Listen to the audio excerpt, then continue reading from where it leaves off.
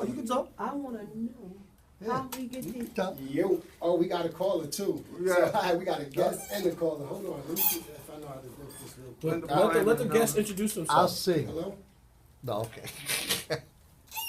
It's so Hello? ghetto. Go ahead, you can just, Let's go. All right, Call the mess up. we got a special guest in the studio. Go ahead, Go ahead and introduce yourself. introduce yourself. Hello, hi. I know it's been a few minutes since everyone has heard from me, but I'm out there still kicking. This is Reverend Dr. Linda Parham. I just want to call a shout out here for the Voiceless, because their voice needs to be heard. But first of all, I just happened to come into this here conversation that's going on because I was driving by and I said, let me just pop in. I have a question, and this is my question. My question is, they're talking about all this drug and everything here, but let's go back. I want to understand these medical marijuana clinics, okay? And when I want Legalized drug dealer. I want to understand them, because if you look at the people that are having the medical marijuana, oh, I'm sorry, there's not an MD after their name. What makes them medical? Okay. And then if you go one step further, look at the ones that are heading the medical marijuana, they put more people in jail behind that. I got some real deep questions here. Can somebody help me out? Can you give me an answer? Can you direct me here? Because I want to know what makes them medical. That's that's a good point. There's a lot of hypocrisy. We know that there's a lot of hypocrisy. Only just to play angel's advocate, because I don't mess with the devil, but I would say, okay, people in CVS sell medical stuff, and they're not MDs. Yeah. Yeah, but they get this right here. But they're not making all this free money that you don't have to give an account for. See, my whole point is, the reason I asked the question is is that I want us to look at, when we're talking about drug, we need to put MONEY next to it, okay? And we not gonna get none of that money. I thought that's where you was going, sis. I thought you were saying it's all white people selling these drugs. When you can make your money legally and you can make billions of dollars and millions of dollars off it, only white people can do that. When we was doing it, we go to jail. There's people in jail. I can't believe it, because Massachusetts, in all fairness, if you're gonna break the law, Massachusetts is probably one of the better states to do it in, right? Oh, yeah. But so it sounds crazy to me that people are in jail for joints, but there are people. I just watched some on Vice. There's a man doing 17 years for 2 joints. Yeah. 17 years. I don't know. And you about to that. legalize it. So does that mean he gets to come out? I don't know, but I'm gonna try to answer that medical marijuana thing just a little bit. Give We got you a a little caller insight. though, and I don't know what to do with him. He wants to talk about the black historical monument that was ran over by the highway and how they're trying to get it a black veterans memorial. It's a lot of stuff going on. Well, let me see if I can answer this first question We got to call first. back and take his information, man. Yeah. Maybe you I can would touch try- on it and then we can go Yeah, to the call. the medical marijuana. I'm gonna look at. I'm gonna try to give you an answer from the professionals' point of view, the doctors who subscribe that. There are people who have some forms of leukemia and cancers and stuff like that, and all it's really doing is it's an easier way for those people to deal with their pain than taking some kind of real heavy duty medication that's going to have an after effect with them, and you know.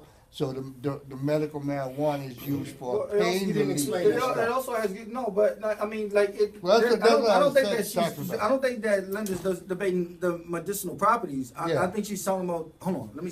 And that's what I want to Get this. I'm not saying that because look, I had a brother, okay, who had sickle cell anemia. Well, let me just go up.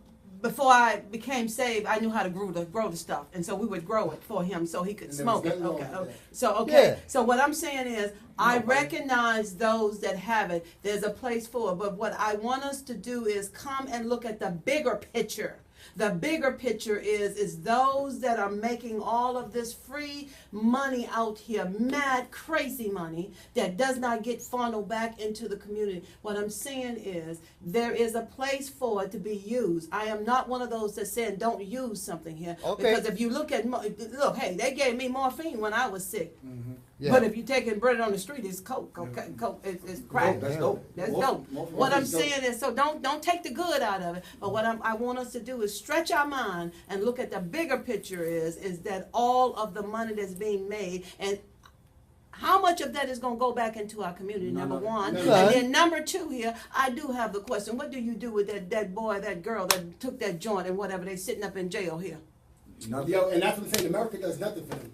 at all. And that's what my point exactly. But to the MD, the MD with the medicinal, with these labs is like to Troop's point is the what it does. So when you smoke it or when you eat it, the properties help you with certain ailments. So if you can't eat, it'll give you an appetite. If you feel like vomiting or you're nauseous, it'll subdue that in an economy. So it's talking about you don't really need a doctor to grow it and to have it. What did I just tell you? Doctors My brother don't grow. had sickle cell anemia, and I could give it to him, and I don't have an MD. What I'm saying is, you're exactly right, because when he would go into those prices, he couldn't take all that strong stuff. And to my point exactly with the whole drug dealers database, everything it's all flawed, and it's like people are trying to intentionally point out a bad guy, because what it comes down to is the same thing we've always been talking about is, so the people who vote and the people who push these bills past, they're the people who want to point out a bad guy and create But this is the point where I was saying earlier. Well, like I agree with you, but I don't understand it. Like, Yeah. at what point? Like it's like I see what you're doing. I know what you're doing. Like we already know this. You are a descendant. Well, yeah, you're from Haiti. You're a descendant of slaves, and and it's never stopped.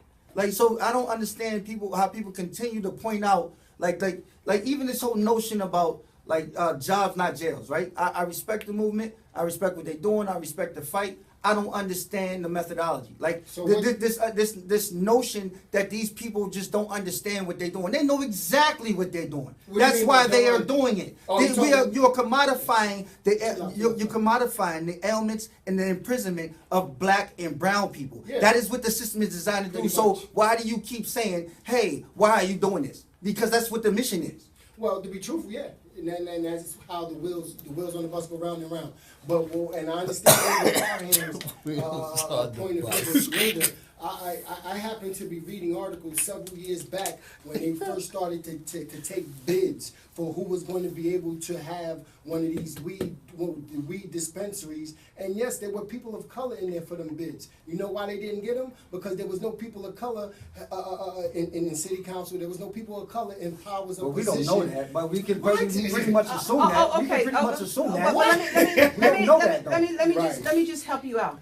Everything that we're saying is true, but if this is it, if I come in and I keep hitting you, and I keep hitting you, and I keep hitting you, and it hurts, and you don't ever grab my hand and stop, what we need to do is let's stop. People understand exactly what they're doing, but because there are none of us at the table and we don't collectively come together to stand up and do anything, because yes, it has to do with the fact that we're not at the table, we're not letting our voices be heard collectively. Collectively, let me tell you here, get over ourselves, because it ain't about me.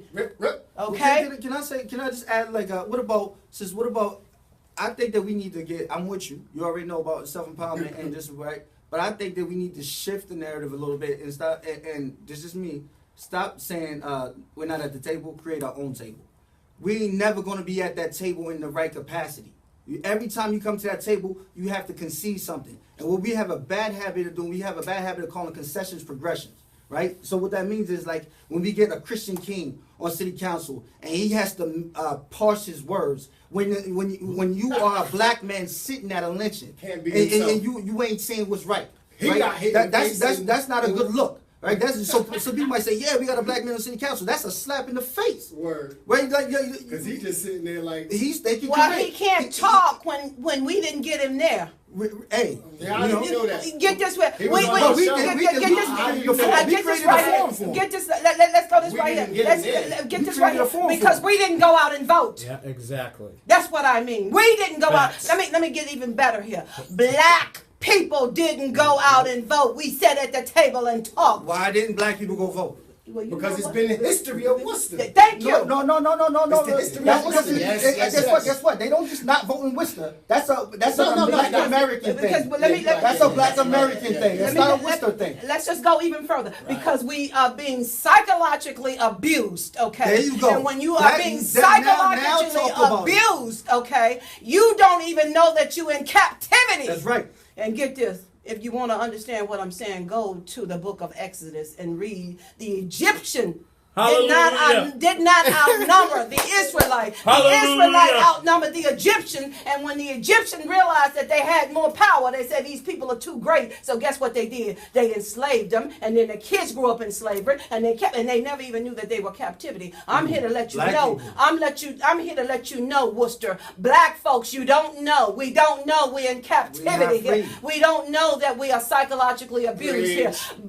America, because I just came up out of D.C. here. We ain't the only one that's having. We do not know that we are psychologically abused. No. As soon as we figure it out, Well, though. get this. When you figure it out, get this right here. You'll stand up and your back won't be bent anymore because you know something here. They so scared. They so scared. And get this right here. That's why We they need do to what back they up do. because I They check terrified. with people here, and every time I talk to them, I've been here going on 19 years. Well, this situation been happening in the city of Worcester for over 70 years. And when you ask people, go, well, that's just the way that it There you is. go. The Yeah. devil is a lie. There you Yes, go. he is. Yeah. There you go. Word, that's deep, You man. ain't That's lying. deep.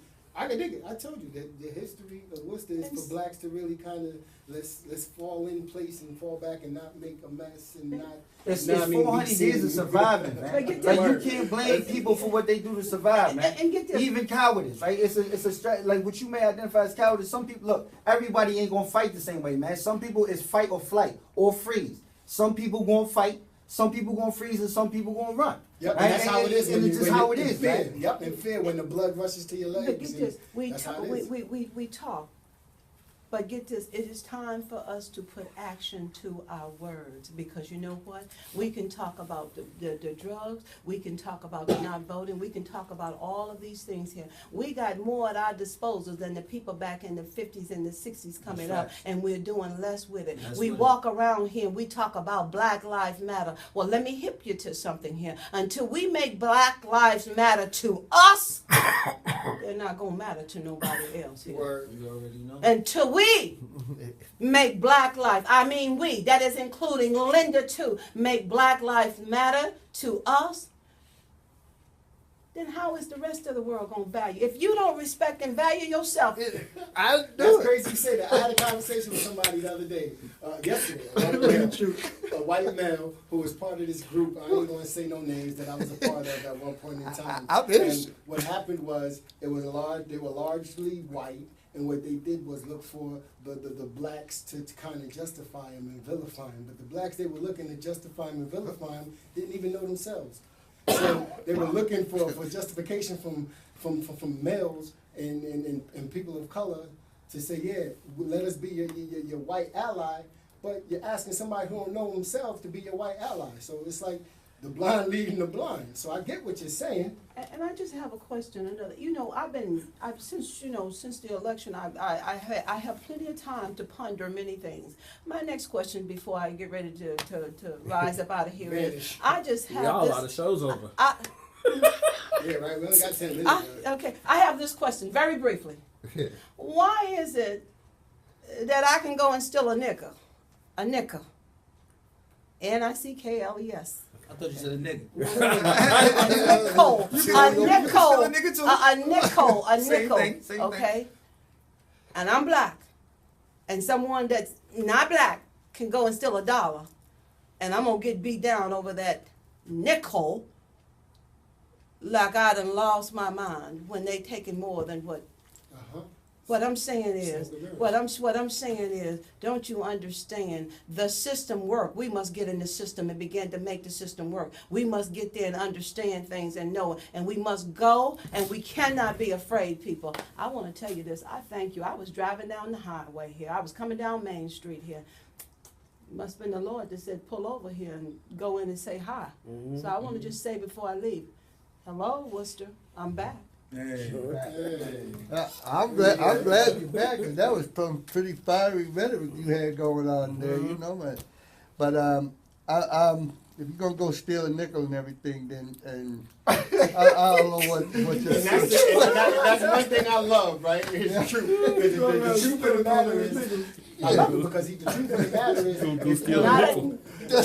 not as much is given, much is Correct expected. that. So if you know if you're gonna steal that nickel, you're gonna get beat more than that person stealing that dollar. You better Look not at- steal that dag nickel because you know. Thank you. That's my whole point. Don't put your hand on But it. if that's still that nigga to eat. Yep. My point He don't get that. about trying to bring ourselves up here as a collective race, a collective culture in this United States of America, which is going to be hard to do because the culture has to be defined a little bit more tightly, and it has to be internalized within the black community so that they really feel proud about who they are, and they can stand up and have a sentence that just rolls right off the tip of their tongue about who they are, not about how much villainization that's being laid upon them and stuff, but who they are and how they stand as a person, head and shoulder above other people. That's what we need to have, and that's where we need to, like I say, to develop a culture. Let them know we come from fine stock, not just that we come from fine stock in Africa. Ain't nobody in this room know what it's like in Africa. If anybody in this room say they want to go back to the mother country, I tell them, you ain't gonna like it. Is it all right if I go visit? I go visit. You go visit. Well, I need my two-way ticket. I need my plane back. I need my ticket back. You're not gonna like it. Don't So drink the let's water. build right here. Let's build right. Lead the way if you want to. This place is hungry for leaders. Man, It's everybody hungry gotta for do it, black man. Like, one leaders, person and can't it's lead, not. man. It's not hungry for black leaders who want to hide behind leadership, old-fashioned administrations Exactly. and not really come out into the community and find out this community's changing, the world's Rapidly, changing. man, rapidly. Yeah, Dying and for we need to have people that's changing right Yeah. along with it and to show them that you Word. can change. I think what's That's dying, like that. dying for the leader. And if you that's still gonna want give- to steal that Negro, you got that nigga. No, correct that. nickel. Nickel. Before you have this all over Worcester, I said nickel. That is not a word that I use. Not even.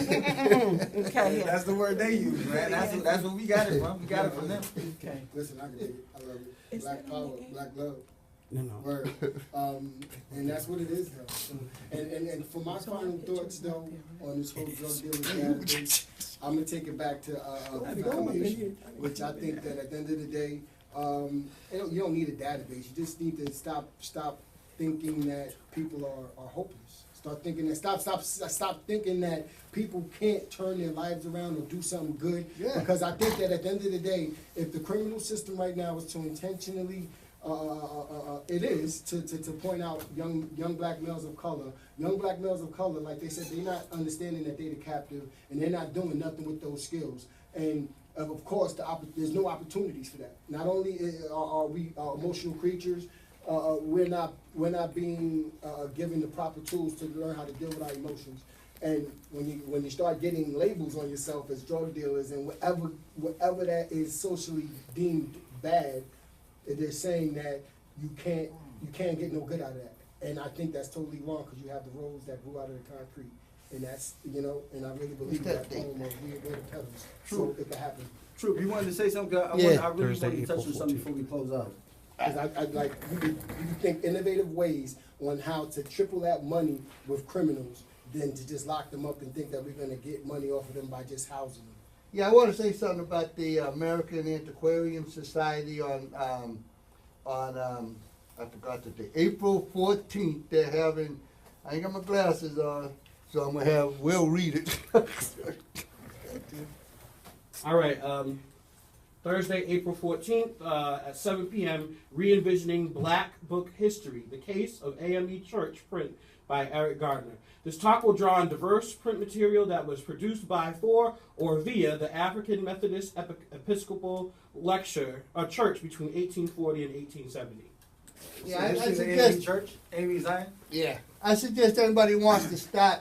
That's a good place to start to learn about your history as blacks in this country. Is the church right there, about what it was and what it's morphed into today. Thank you. Yeah, Now, Thank you, I'm saying Thank you, go Rev. there with your You go to mind church. open. You go to that church. I'm not saying go to church. I'm saying go there to this book, being whatever it is type of thing like this. Hear the I history might of go it, just because it's a black and event. then I want to have more black events. and there, then but- know about where it is, what hardships it had to come from, Yeah. what books were generated out there, and how the things got somehow transferred into what we have. All right, today. but Well, hey, y'all but doing, let me listen, know. okay, hey, but look, man, we got We 4 got or 5 5 minutes, minutes. right? Look, I want to take this time to salute and respect the life of a young brother we just lost out here in Worcester, Marcus Blakeney. It was a real good brother. He was one of the people, I ain't know him that well, but every once in a while you meet people, I meet people, I use our statements that you can say, I ain't never heard that person say a bad word about anybody my whole life. And he was one of the people. And this is, it's about this Gaffney and Luke's thing. It's about like what this whole like this order thing represents. I ain't really beat for like I don't need the job. I was fighting it and I'm still fighting it because I know what this is about. But this is like, you know, in the hood when you have drive-bys and you get to look a little girl shot in the porch, right? Or a little kid like an innocent bystander. Marcus Blakeney, 32, died of a heart attack, right? Of a heart attack, right? Healthcare, yeah. Right? That was my job. My job was to go out and engage black men specifically and black and Latino men around heart disease and hypertension, right? Because of this racist city that we live in. Like, I'm not saying I could have saved his life, but maybe I could have. If we was out there doing a job, I know that we was recruiting in the hood. Will, you came to the session, right? Mm-hmm. Anybody who's listening, like, this ain't for nobody else. Just understand that you can. It ain't about if you think you're on the sideline, you are not. Everything is. We are all connected. So I lost my job. He's lost his job over some nonsense, and we got black men dying at 32 because I don't have my job. And for a number of reasons, my job was to address that, and we got a good brother dead at 32. Bobby Austin too. Rest in peace to Bobby Austin died. Who? Bobby. Bobby Austin. Bobby at Jimmy 30. Stills. You mean Same he name. ain't Bobby Chavis, right? Yeah, Shavers. Damn, man, you scared the hell out of me. What? Damn. All right, man, that's it, man. Look, rest in peace to all the brothers that gone too soon, man. Yeah, I think that was a travesty. I think I said it before around here that you guys did a whole lot of great work out there was to get that word out to the public.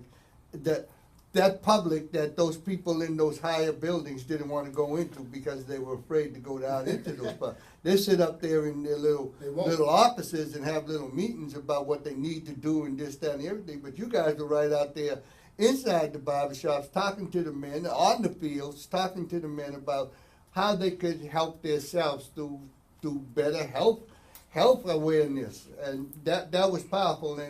And because some people are using it as platforms for their political agenda and stuff like that, people are dying from it. That's the direct result from that. You're not there.